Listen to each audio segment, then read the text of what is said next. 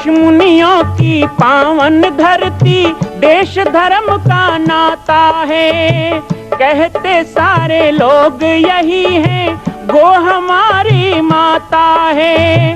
जाग उठो ओ भारतवासी, जाग उठो ओ भारतवासी, गो पर छुरियां चलती हैं। बंद करो गो माँ की हत्या, सारी जनता कहती है। बंद करो गो माँ की हत्या, सारी जनता कहती है।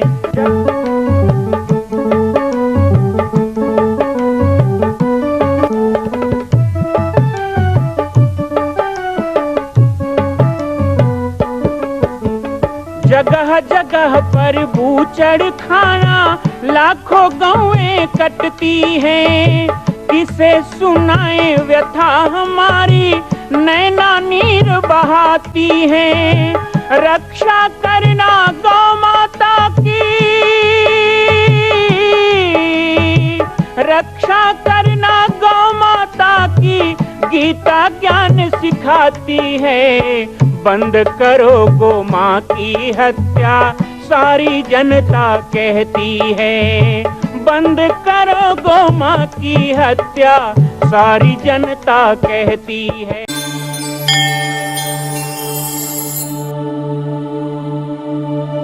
आइए, पाटेश्वर धाम के इस पावन तीर्थ स्थल में आप सभी का स्वागत है।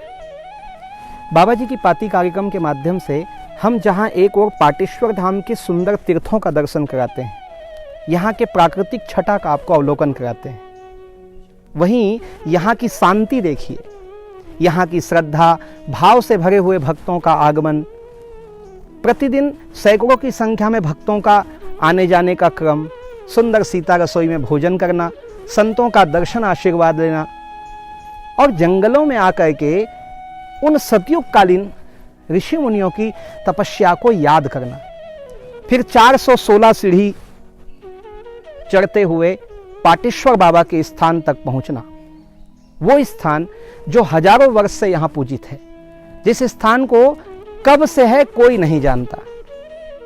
प्राचीन समय में यहाँ के आदिवासी गोंड राजा यहाँ पूजन करके ही युद्ध में जाया करते थे। हमारे सारे 30 त्योहार, दशहरा, दिवाली पाटेश्वर बाबा को हल्दी चढ़ा करके ही प्रारंभ किया जाता था। आज भी उस परंपरा को यहाँ का आदिवासी समाज जीवित रखा है। पर्यावरण सुरक्षा की बात करें तो इस पहाड़ी में देवता का निवास है, इसलिए इस पहाड़ी के पेड़ को कोई काटता नहीं है। जब ये सूख के गिर जाएं तो उसकी लकड़ी उठाई जाती है। यहाँ के हर वृक्ष को देवता और हर पत्थर को भगवान माना जाता है। ऐसे पवित्र पाटेश्वर धाम के इस पावन धराधाम पर आप सभी लोगों को मैं बाबा जी की पाती के माध्यम से जोड़ रहा हूँ और इसी स्थान में 2015 में आयोजित हुए गो भक्तमाल कथा से भी आपको जोड़ रहा हूँ। आइए गौ कथा का श्रवण करें, फिर पुनः आपको एक प्रकृति के पावन दृश्य का दर्शन कराएंगे। हमें श्लोक बोल रहे हैं। भीष्म उवाच, ये कथा पितामह भीष्म युधिष्ठिर को सुना रहे हैं अनुशासन पर्व में।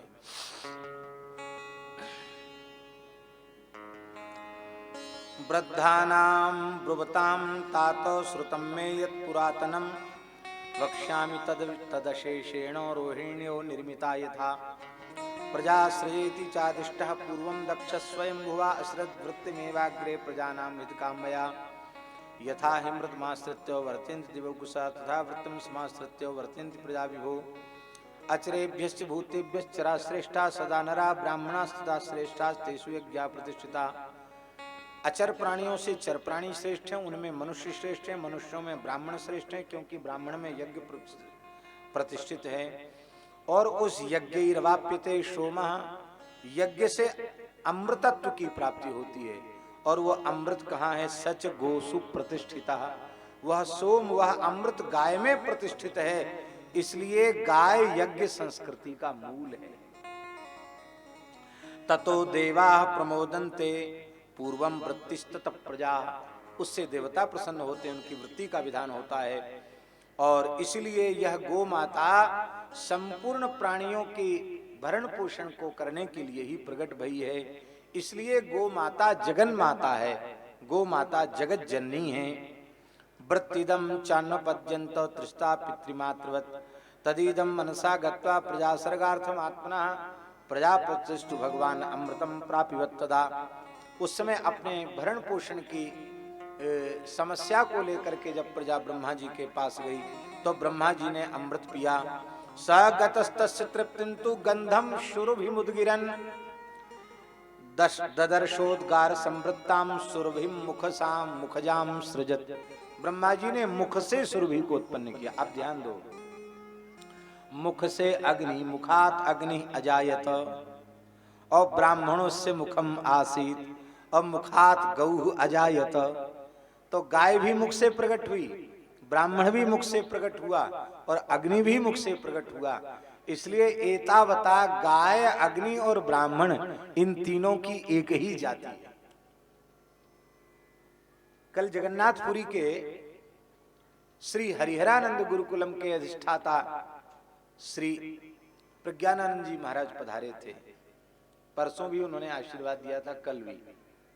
तो उन्होंने कहा था कि भारत वर्ष में भारतीय गाय का आदर नहीं हो पाया, पर भारत के बाहर यूरोप के देशों में, बाहर के देशों में वहां के लोग भारतीय गाय को ब्राह्मण काऊ कहते हैं। वो कहते हैं, हमने विदेश में जाकर सुना ब्राह्मण काऊ, ये ब्राह्मण गाय है। तो इससे सिद्ध हो गया कि ये ब्राह्मण है। और हम सच्ची बात कहें तो अग्निहोत्र भी बिना गाय के नहीं, और ब्राह्मण भी बिना गाय के नहीं। इसलिए गाय जड़ है ब्राह्मण की और अग्निहोत्र की। इसलिए गाय नहीं रहेगी तो ब्राह्मण भी नहीं रहेगा, गाय नहीं रहेगी तो अग्निहोत्र भी नहीं रहेगा। ब्राह्मण कम नहीं है। आजकल सबकी गणनाएं हो गई हैं। एक महानुभाव बता रहे थे कि गणना के आधार पे कि 8 करोड़ ब्राह्मण इस समय देश में है। कितने? 8 करोड़ से ऊपर।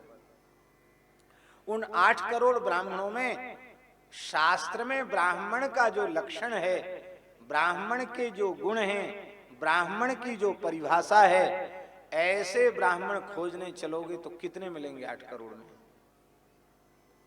1 करोड़ भी नहीं मिलेंगे, 1 लाख भी मिलना मुश्किल हो जाएंगे। ब्राह्मण जाति इतनी बड़ी संख्या में, ब्राह्मणता कहां चली गई? बहुत ध्यान दें, मुगल काल में ब्राह्मणता नहीं गई, अंग्रेजी शासन में भी उतनी ब्राह्मणता नहीं गई जितने विप्रत्व का नाश इन 66-67 वर्षों में हुआ है, स्वतंत्रता के बाद के वर्षों में। मुसलमानी काल में अत्याचार बहुत था, लेकिन गायों के कट्टी घर नहीं खोले गए थे, कत्ल खाने नहीं खोले गए थे। मुसलमानों के धर्म ग्रंथों में भी गाय को न मारने की आज्ञा है, उनके ग्रंथों में।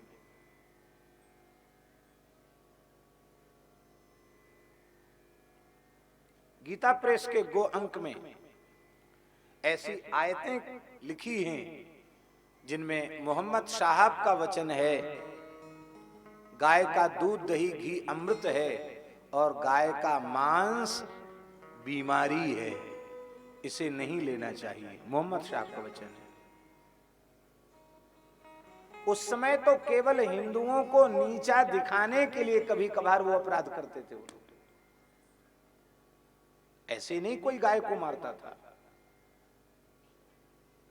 कितने मुगल बादशाहों ने संतों के प्रभाव में आकर गोवध पर पूर्ण प्रतिबंध लगाया। स्वामी श्री हरदास जी के प्रभाव में आकर अकबर बादशाह ने गोवध पर प्रतिबंध लगाया था। संत श्री मलुकदास जी के प्रभाव में आकर शाहजहां ने अपने काल में गोवध पर प्रतिबंध लगाया था। संत श्री महेश दास जी के प्रभाव में आकर जहांगीर ने अपने काल में गोवध पर प्रतिबंध लगाया था। गोवधकारी को मृत्युदंड की व्यवस्था थी।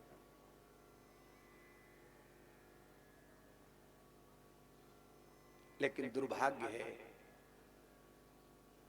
जिस उद्देश्य को लेकर भारतवर्ष में क्रांति का बिगुल बजा। अनेक बलिदानियों ने अपना आत्म विसर्जन किया, अपना बलिदान किया। अनेकों माताओं की गोद सुनी हुई, अनेक सौभाग्यवतियों का सिंदूर उजड़ा। भारत माता की बलिवेदी पर हमारे कितने क्रांतिकारी चढ़ गए, केवल इसलिए कि जब तक देश स्वतंत्र नहीं होगा तब तक गोवध बंद नहीं होगा। जब तक इन गोमांस भक्षी अंग्रेजों को हम खदेड़ नहीं देंगे तब तक हम अपनी गाय का आदर नहीं कर पाएंगे। इसलिए गोरक्षा के लिए हमें स्वतंत्रता आवश्यक है। इसी नाम पर, इसी बात पर सारा देश खड़ा हुआ था। और एक विशेष बात हम आपको निवेदन करें, मुसलमान भी गो हत्या के विरोध में क्रांति के आंदोलन में खड़े हुए थे। आकर क्रांति में उनका भी योगदान था, स्वतंत्रता का।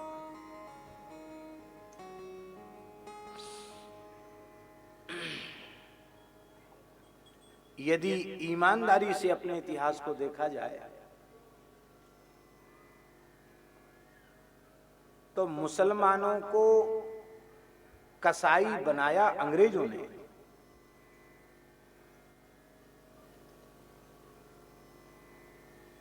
ये बात हम कोई थोप नहीं रहे अपने आप के ऊपर, गहराई से इतिहास का अध्ययन करो तो पता चल जाएगा। सबसे पहला बूचड़ खाना अंग्रेजों ने खोला। स्वतंत्रता के पूर्व इस देश में 300 कट्टी घर थे। आज प्रज्ञा भारती जी कह रही थी 36,000 से अधिक हैं।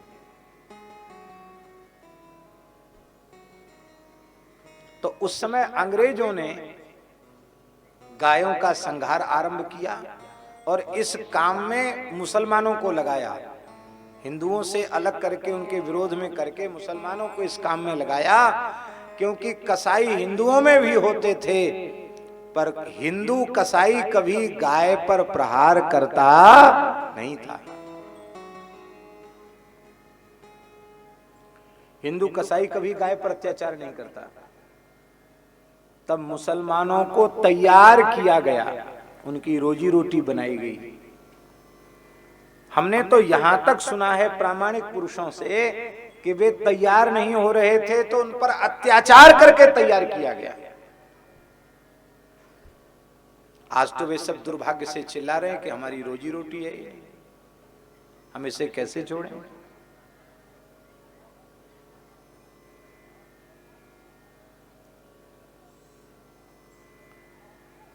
इन गोरे अंग्रेजों से ये काले अंग्रेज बहुत आगे निकल गए। हम तो बिल्कुल सच्ची बात कहते हैं, किसी का शासन हो, कितने भी बहुमत से शासन हो, हम तो इस देश को तब तक परतंत्र मानते रहेंगे जब तक इसमें गोवध हो रहा है। जिस दिन भारतवर्ष में यह पक्का कानून बन जाएगा, आसेतु हिमालय पर्यंत गोवंश का आदर होने लग जाएगा, गोवंश का संरक्षण संवर्धन होने लग जाएगा, भारत सरकार के द्वारा एक सुस्पष्ट गोरक्षण की योजना बन जाएगी, पृथक गो मंत्रालय बनेगा और ग्राम पंचायत स्तर से महानगर निगम तक गोरक्षण की योजनाएं बनेगी। प्रत्येक विद्यालय, स्कूल वे गायों से जोड़ दिए जाएंगे। जब गो आधारित कृषि व्यवस्था जहां जब लागू हो जाएगी, नित्य सिद्ध अनादि अपौरुषेय वेदों का गुंजन दशों दिशाओं से जब होने लग जाएगा, तब हम मानेंगे कि देश स्वतंत्र हुआ। नहीं तो कहने को हम स्वतंत्र हैं, हम किस चीज में स्वतंत्र हैं? आज विचार की आवश्यकता है। भगवान के मंदिर के नाम पर कितनी राजनीति हो रही है। सैकड़ों इतिहास के साक्ष्य मिल गए कि अयोध्या श्री राम की जन्मभूमि है, और जहां मंदिर विधर्मियों ने जहां एक विवादित ढांचा बना दिया था, वहां की खुदाई में प्रमाणित हो चुका कि ये मंदिर था, मंदिर है, और आज भी रामलला वहां बैठे हुए हैं। फिर भी दुर्भाग्य है इस देश का कि राम जी तंबू टेंट के नीचे बैठे हैं, मंदिर नहीं बना। जिस देश में हम अपने आराध्य के मंदिर का निर्माण न कर पावे, जिस देश में गरीबी मिटाने के नाम को लेकर के हम बलपूर्वक किए गए धर्मांतरण को न रोक पावे, ईसाई मिशनरियों के प्रभाव को कम न कर पावे, जिस देश में हम गाय पर हो रहे अत्याचार को कम न कर पावे, अबलाओं पर हो रहे अत्याचार को कम न कर पावे, हम कैसे कहें कि हम स्वतंत्र देश के वासी? ईमानदारी से आज भी हम परतंत्र हैं, और ये गुलामी तब तक मिटने वाली नहीं है जब तक गोवध बंद न हो। हमारी आप सबसे प्रार्थना है, आप सब ग्रामीण हैं, आप अपनी खेती गो आधारित खेती करें, अपने खलिहान में और अपने आंगन में भारतीय देसी गाय अवश्य रखें, अपने हाथ से गो सेवा करें, और प्रातःकाल उठकर पूरे परिवार सहित ताजे गोमूत्र का पान अवश्य करें। बहुत बड़ा लाभ, बहुत बड़ा लाभ। आपकी दशा सुधर न जाए और आपके जीवन की दिशा बदल न जाए तो हमसे कहना।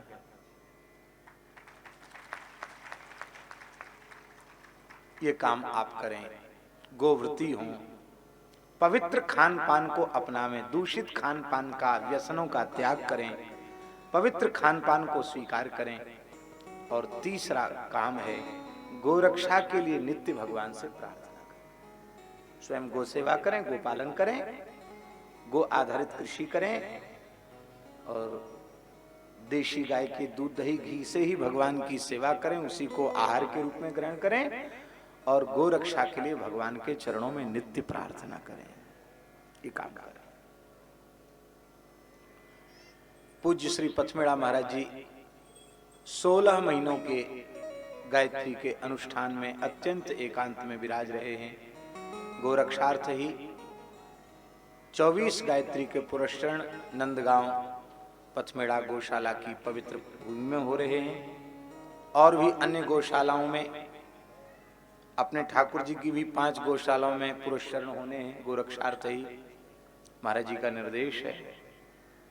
इन 16 महीनों में हमारी सबसे प्रार्थना है, आप सब जहां हैं वहां रहकर गो सेवा करें, गोरक्षा के लिए भगवान से प्रार्थना करें, और यदि आपकी सामर्थ्य हो तो अवश्य ही पथमेड़ा गो सेवा में विशेष ध्यान देकर के सेवा करें, क्योंकि इस समय वहां विशेष सेवा की आवश्यकता है। पर पहली बात हम ये कह रहे हैं कि आप स्वयं अपने घर में गोपालन करके गो सेवा करें, ये हमारी अभ्यर्थना है। सा सृजत सौरभेर्यास्तु शुरभिर्लोक मातृका सवर्ण वर्णा कपिला प्रजानाम वृत्ति धेनवः। ये गायें प्रकट हुई, इसलिए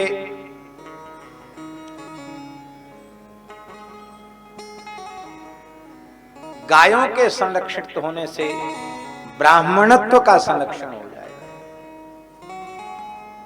हम आपसे सत्य कहते हैं, जिस दिन इस देश में गोवध बंद हो जाएगा, गुरुकुल परंपरा आरंभ हो जाएगी, फिर ऐसा स्वाहाकार स्वधाकार गूंजने लग जाएगा, तो फिर ऐसा पवित्र अवसर आएगा जो ब्राह्मणों की गृहिणियां, उनके गर्भगत बालक भी वेद पाठ करने लग जाएंगे। लेकिन ये बिना गोरक्षण के संभव।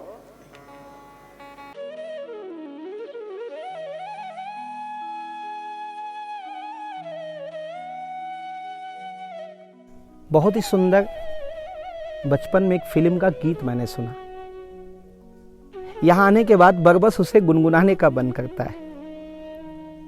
धरती मेरी माता पिता आसमान, धरती मेरी माता पिता आसमान, ये मेरी माँ है धरती, जो सब कुछ देती है।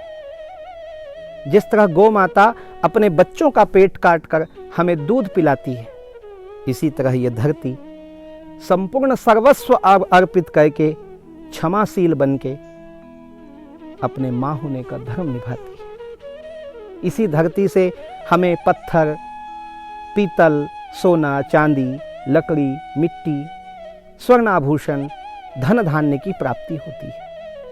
यही धरती है जहां हल चलाया जाए तो सीता प्रकट हो जाती है।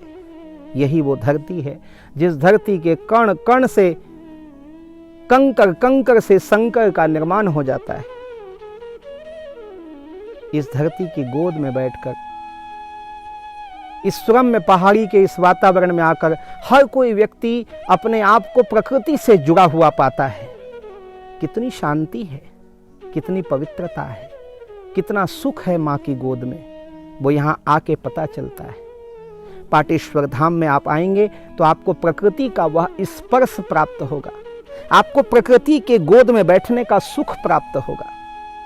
भगवान बाबा पाटेश्वर के इस दिव्य रास्ते में जब आप चलेंगे तो आपको वह स्पंदन प्राप्त होगा कि क्या है हमारी मूल, क्या है हमारा जड़, जिससे आज हम टूटते जा रहे हैं। आइए प्रकृति के इस सुंदर वातावरण में जुड़ते हुए बाबा जी की पाती कार्यक्रम में आप सभी लोगों को मैं जोड़ते रहूंगा इस विहंगम दृश्य से। जुड़े रहें, प्रतिदिन देखते रहें और साथ ही साथ गो कथा में जो आप सुन रहे हैं उसे जीवन में धारण करें। आज के लिए इतना ही। मैं आप सबसे विदा चाहूंगा राम बालक दास महात्यागी, पाटेश्वर धाम, जिला बालोद, छत्तीसगढ़ से, बाबा जी की पाती कार्यक्रम में। जय सिया राम, जय गो माता, जय गोपाल। मां कौशल्या की पावन जन्मभूमि छत्तीसगढ़ प्रांत में बालोद जिला में स्थित है श्री सर्वसिद्ध शक्तिपीठ जामड़ी पाटेश्वर धाम। परम पूज्य सद्गुरुदेव राजयोगी बाबा जी की तपस्थली श्री पाटेश्वर धाम और विश्व के अद्वितीय मां कौशल्या जन्मभूमि मंदिर निर्माण का दर्शन करने और इसी प्रकार समसामयिक विषयों पर अपना ज्ञान वर्धन करने के लिए और 10,000 गायों के लिए बनने वाले श्री हनुमान नंदीशाला गो अभ्यारण्य का समाचार प्राप्त करने के लिए आप सभी देखते रहें YouTube चैनल पर राम बालक दास, और हमारे चैनल को आप सभी सब्सक्राइब करें, घंटी का बटन दबाएं ताकि आप सूचनाओं से जुड़े रह सकें। जय श्री राम, जय गो माता, जय गोपाल।